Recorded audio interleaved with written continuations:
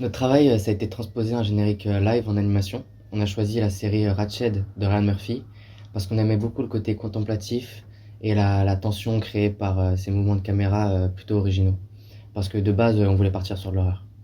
Comme on avait beaucoup de références en commun, on est tout de suite parti dans la même direction et du coup on a décidé de reprendre les codes de représentation des débuts du numérique. Ce qu'on aimait bien dans ces codes, c'est l'étrangeté qu'apportaient les imperfections dans les vieux jeux vidéo et aussi la peur que suscitait Internet à l'époque. Pour rester raccord avec le générique original, on a décidé de garder le fait de suivre un personnage principal et son alter ego, et on a également gardé le fil rouge, qu'on a en revanche remplacé par un câble.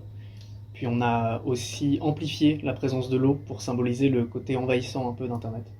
Dans notre version, on a transformé l'alter ego en avatar numérique et on a utilisé de la 2D et de la 3D. Pour la 2D, on est parti sur quelque chose de semi-réaliste, inspiré de Tatsuyuki Tanaka, pour que le style et le récit soient cohérents entre eux et qu'il n'y ait pas de décalage entre le visuel et l'ambiance.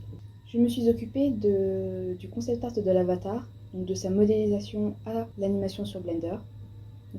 Pour son design, on s'est inspiré de Second Life, qui est un monde virtuel des années 2000, ainsi que de jeux sur la PS1 tels que Resident Evil, le premier.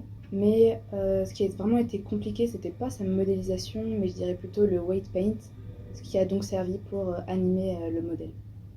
Bonne soirée, Pauline. Bonne soirée. Bon courage. Courage.